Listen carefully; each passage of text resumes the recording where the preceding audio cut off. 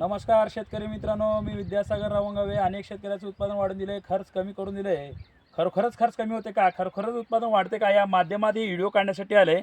आणि हे शेती हे कशा प्रकारे आहे, देवानं कशी निर्मिती केली आणि खरोखरच त्याला काय पाहिजे. मित्रांनो, ह्या जे शेतकऱ्याला आम्ही भेट दिले, गेले 4-5 महिने झाले हे शेतकरी माझ्यासोबत आहेत आणि ह्यांच्या जीवनामध्ये बदल आले, ह्यांच्या उत्पन्नामध्ये बदल आले आणि यांच्या खर्चामध्ये कमी आले. तर तुम्ही एक मी अजबचा व्हिडिओ दाखवतो, तुम्ही बघा. या ठिकाणी व्हिडिओ बघू शकता. या ठिकाणी ही शेती बघा कशा प्रकारे झाली. खरोखरच ह्या शेतकऱ्याची आवड पण आहे शेती करण्यामध्ये. बघा मित्रांनो, हे कशी शेती केली बघा. या ठिकाणी कसली शेती दिसू आहे तुम्हाला. दोडक्याची जी शेती आहे खरोखरच या ठिकाणी पाहू शकता. खरोखरच बघा किती मस्त अशी शेती दिसू आहे. या ठिकाणी पानाची साईज बघा कशी झाली.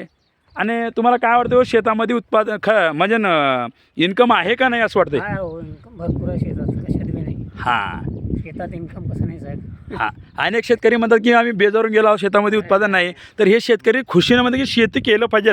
अनेक बिझनेस सोडून शेतीला प्रधान दिले. बघा तुम्ही या ठिकाणी खरोखरच या ठिकाणी पानाची साईज बघू शकता. केवळ ह्या प्रोडक्टमुळे यांचं जे उत्पादन आहे वाढ लागले या ठिकाणी. हे घ्यायचं मग.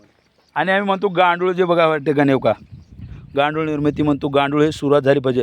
अनेक तुम्ही प्रोडक्ट वापरू शकता, वापरलात, आतापर्यंत वापरलात, पण काय होलं शेताची मशागत झालं नाही, फक्त पिकाची झाली. मित्रांनो, शेताची मशागत करा. शेतीचं मध्ये सर्व काही या ठिकाणी देवांना आपल्या पूर्वीपासून उत्पादन केलं आहे. आपण हे नंतर आलेलो आहोत.